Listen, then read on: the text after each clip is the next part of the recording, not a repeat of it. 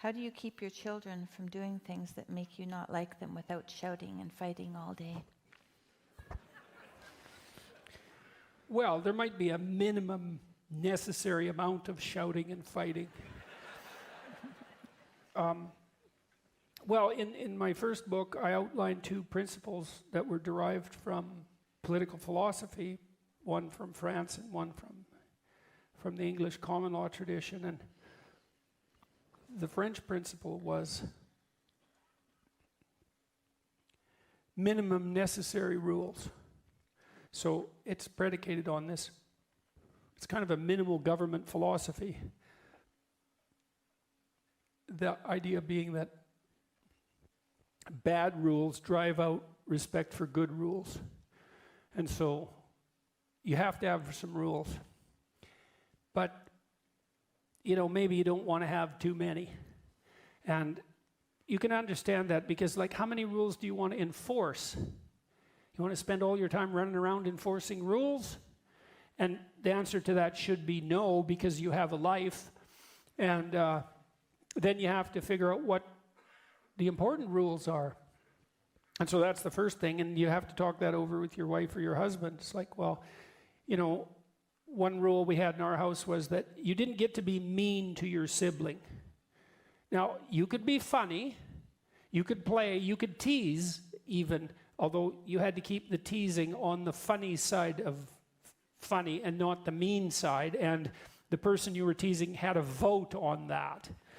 And so, and you know, that requires a fair bit of careful discrimination on the part of parents, and a willingness also not to, you know, maybe you're annoyed at one of your children, and so the other child is teasing that child, and that's meanly, and that's okay with you because you're irritated at the child. Well, it's like, no, that never happens. It's like, yes, that's why you're laughing. It happens all the time. So you have to kind of keep a clear head about this. And so that was one rule we had, which was you don't get to be gratuitously mean to your sibling. And the reason for that rule was, well, we had a bunch of reasons, but one reason is well, how about they're your friends when you're 20 or 40 or 60? You know, you got something there with your sibling that you could have your whole life if you don't screw it up. And so that was a good rule. And so how would we enforce it? Well, that also requires discussion between you and your wife. And that's the other principle, is minimal necessary force. So you might say, well, how much force is it necessary? How much force is it necessary to exert to enforce a rule? And the answer is, depends on the kid. And that's an annoying reality, but it's definitely the case. With my daughter, for example, most of the time when she was a little kid, it's flipped a bit in the teenage years, but when she was a little kid, pretty much all we had to do was like shake our finger at her and sort of speak in a non-approving manner, and she would stop. Whereas my son, that was like round one, Dad. You know, he was much more determined to get his way.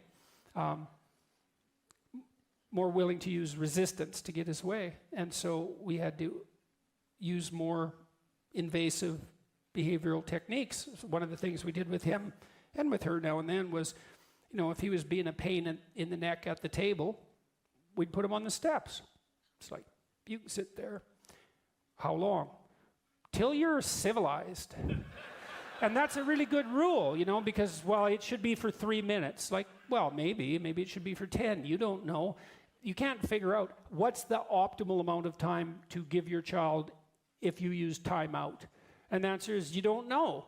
And so our criteria was, as soon as you're willing to be a desirable human being, really, you can get off the steps and we're done. And that's another thing that's so useful about effective disciplinary techniques. You know, maybe your kid's misbehaving at the table, throwing his food on the floor, whatever it might be, or just being ungrateful and miserable, despite the fact that, you know, your wife has cooked him a nice lunch and he should be thankful for it. And you're not happy about it. You put him on the steps and you say, and you can do this with even 2-year-olds, they're capable of figuring this out. You say. And you might have to hold him there to begin with, because if he's a particularly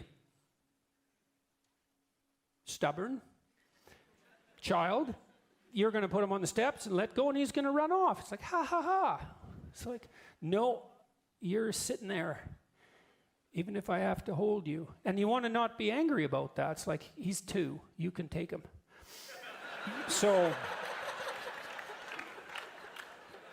you're going to sit there until I tell you you can get up. And you're going to look at me when I talk to you, so you know I mean it.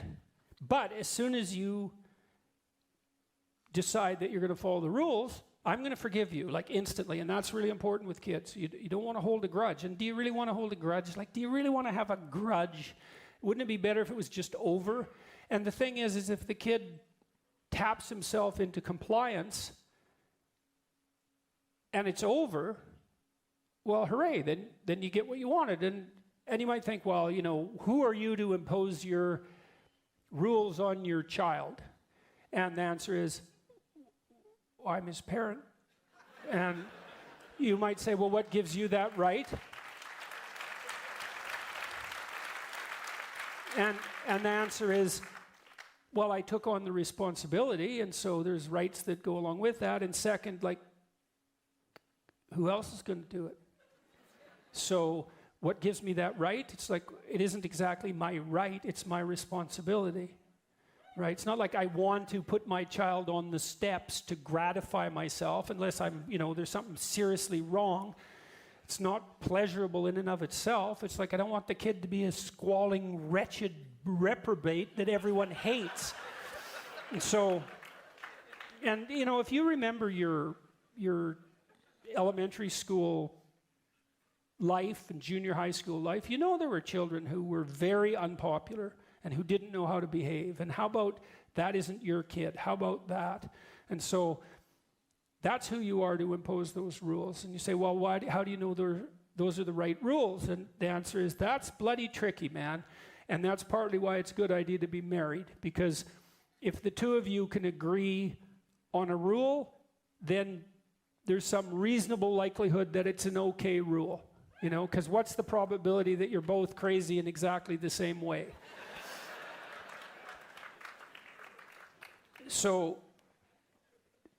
you use minimal necessary force, and timeout is a very effective strategy. And with my son in particular, it was really interesting to watch him respond to timeout, because he did have a temper, and I'd say, all right, you, steps. And he'd say, I'm not going to the steps. And he said, I'm going to count to 10, and you bloody well better be on those steps by the time I hit 1. And he'd go, I'm not going. And I'd go, 10. And he'd look all panicky. And he'd just run around, 9, 8.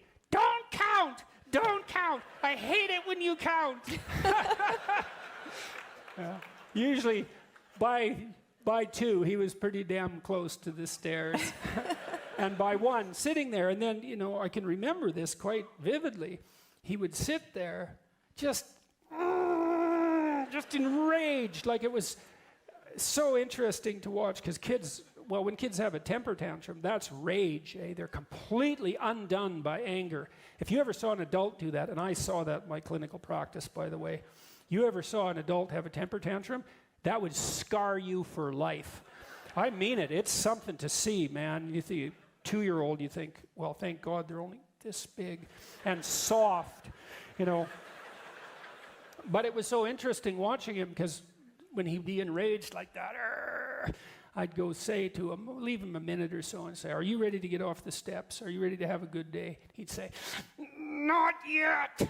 And, you know, and then it would take a couple of minutes longer, and he would get off the steps, and he'd come over, and I'd say, you ready to have a good day? And he'd say, I'm ready to have a good day. And, you know, he said it. You know, if you want an apology from someone, let's say, not that I wanted an apology for him, I wanted him to behave properly. But if you want an apology from someone, you know, you can tell by their voice if it's real, right? Because there's a humility in it. It's like, okay, I'm done. You know, I'm done. Yeah, I made a mistake. I'm stupid. I'd like to try again. I'd like to do better. You know, and you can tell if it's genuine, you're very likely to forgive them, right? And you listen carefully for that, and if there's any note of falsehood, it's much harder to let the person off the hook. But if they've really admitted their mistake and are willing to try again, then if you're a reasonable person and you haven't stored up too much resentment, then maybe you'll let them off the hook. And it was very easy when he would come over after getting himself together and say that, then we'd just go on our way and it was done. And that was lovely because we had reasonably effective disciplinary strategies worked out. We didn't have to fight all the time, although we had to fight now and then. We didn't have to scream and yell, and the emotional tenor of the house wasn't at a high level consistently. It was like there'd be sharp outbursts of trouble that were short and contained, and then peace again. And the aim was peace. It's like, how about some peace? Wouldn't that be lovely in your life? Some actual peace, you know, which isn't, I'm holding my tongue and my nose simultaneously because of all the things that are going on here that I can't dare to talk about. As God, that's a terrible way to live. So that's the answer to that question.